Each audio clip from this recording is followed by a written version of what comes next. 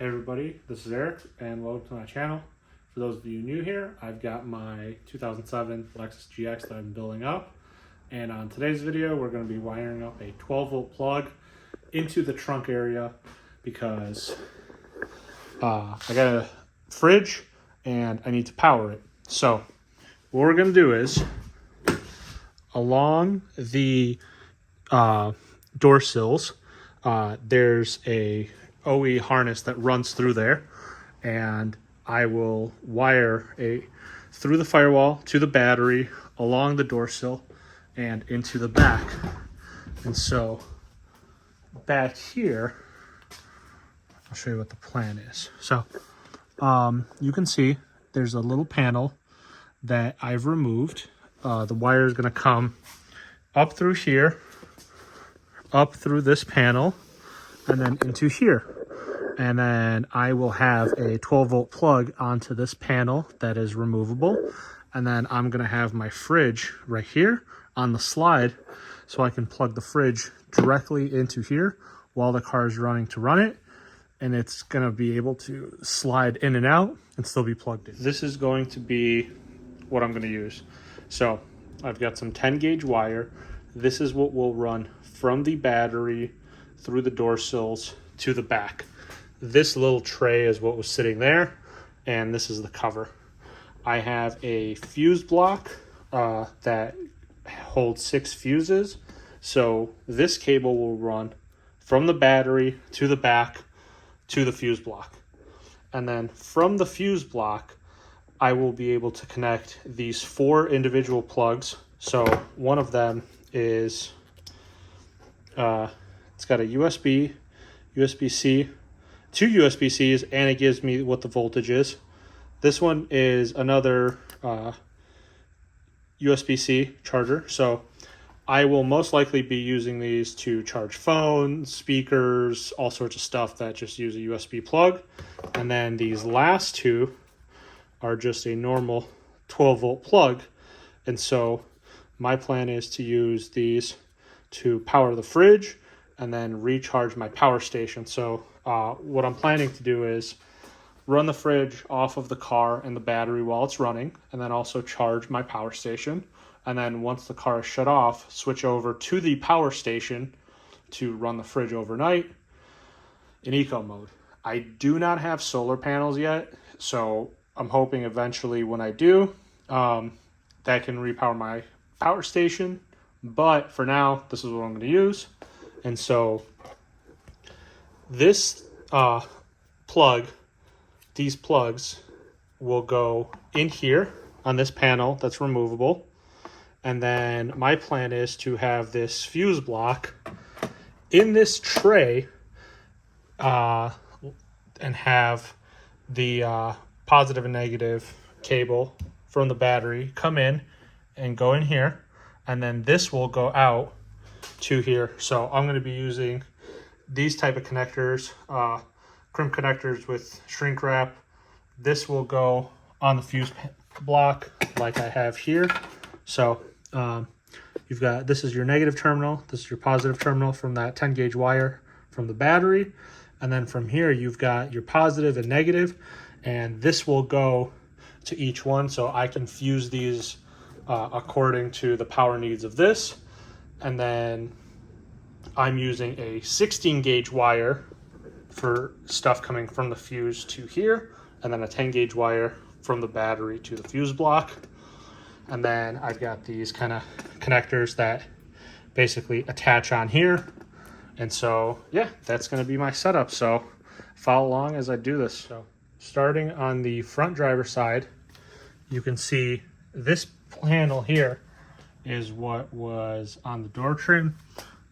It connects into these plastic pieces here with these little tabs, and you've got the OE harness. So this is going to be perfect because I'm just going to run it through here. And then up here, there's going to be a grommet right there. You can see it going to the firewall. So I will use that to run the cable, and it's going to run through this little plastic piece here. Moving on to the rear side, again, you got another little plastic piece, but to get to it, you need to first access this. So this little piece was covering it. Use a flathead screwdriver, and this is a 10mm bolt. Once you get rid of this whole thing comes off. There's another one here, and then that way you can take this off and move this a little out of the way, and then you can get access to back here where the cable will run up into here. So that tray actually sat right there, so that's where I took that tray out of. So here's the panel, 2 bolts came out. But the joys of working on a car from the Midwest. Here's the rear bolt. Here's the front bolt. Oh, why is the front one shorter? Because it sheared off and broke. So these weld nuts are on the bottom side. So if I stick my hand under here, you can actually see my hand through the wheel well. So these are exposed to the elements. It rusted, broke. So I'm going to drill this out, put a new bolt in. But yeah, be mindful of that. So now that that's off, I'll take this piece off, and once this is off, start pulling off the trim. To get this off, usually just start with a flathead screwdriver, kind of in here. Just start unclipping it, and once you've got it unclipped, just grab underneath and pull up. Just be careful not to break it. This is plastic, and typically on the front, I have to wiggle a little bit, and here we go. That's off. So wire's going to run from the front to the back and up in here. So now that this is off, I'm going to start removing this fender piece to get to the back. Now that I'm in the driver's footwell, the dead pedal comes out. There's 2 clips here and here that connect to this and this. Then you've got this little piece, which is a screw-on that goes right here. And then now, this whole piece, there's probably another clip here, but this should be able to come off. And there we go. And then there was a clip on the inside. And then you just pull this rearward. There we go, it's unclipped for back here, and here we go.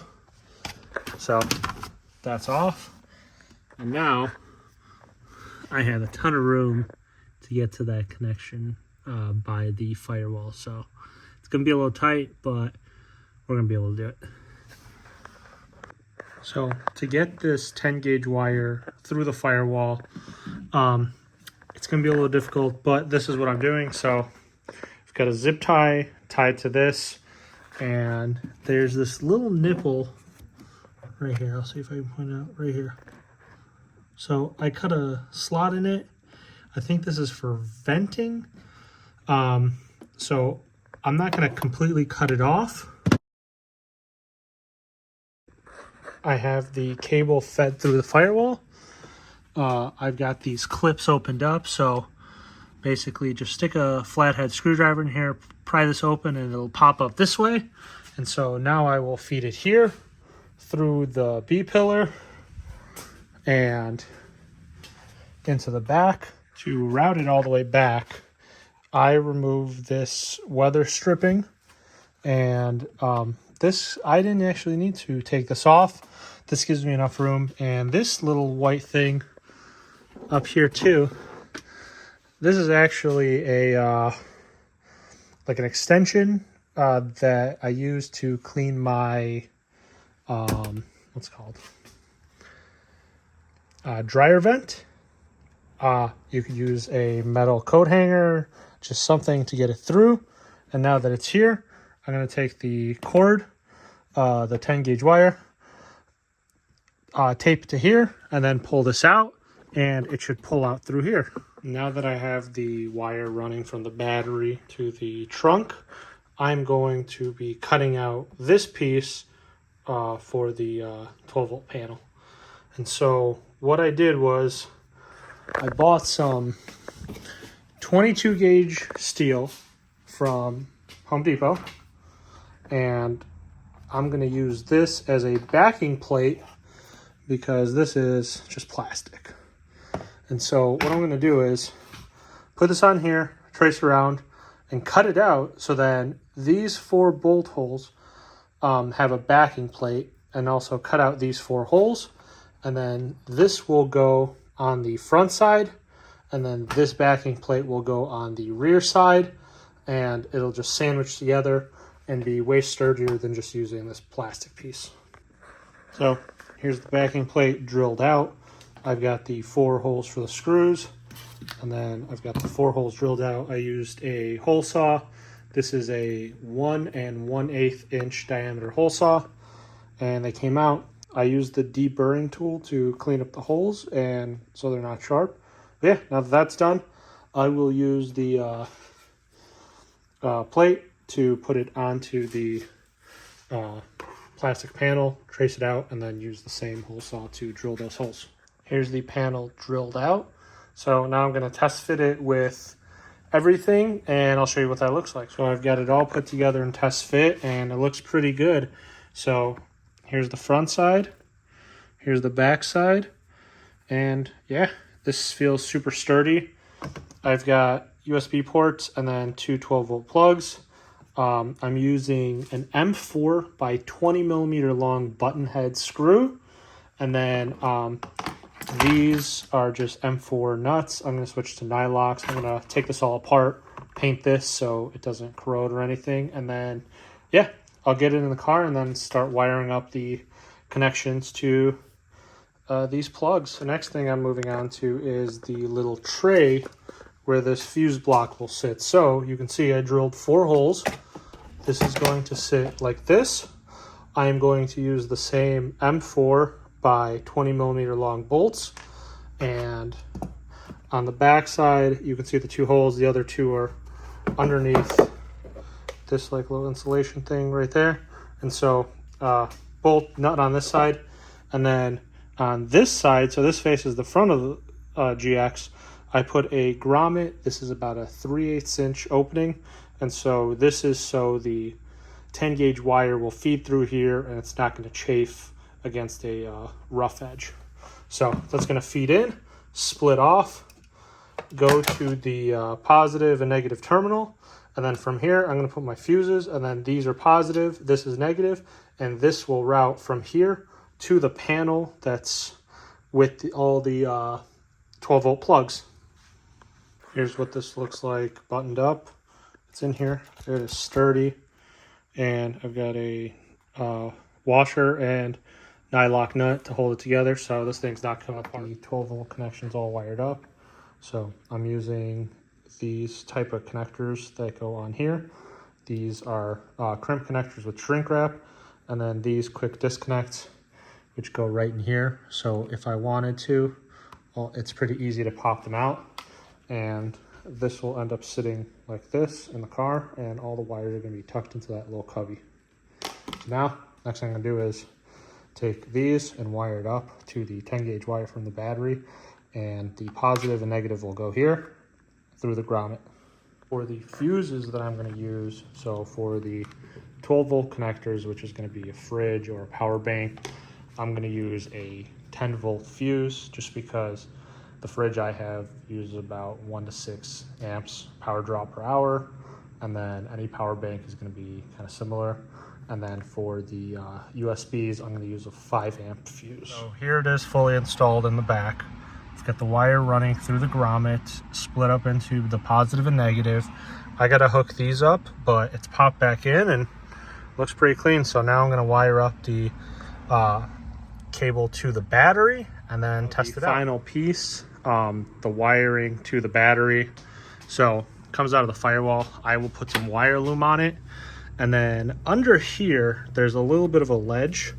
So I will use these stick-on standoffs where you can put a zip tie through.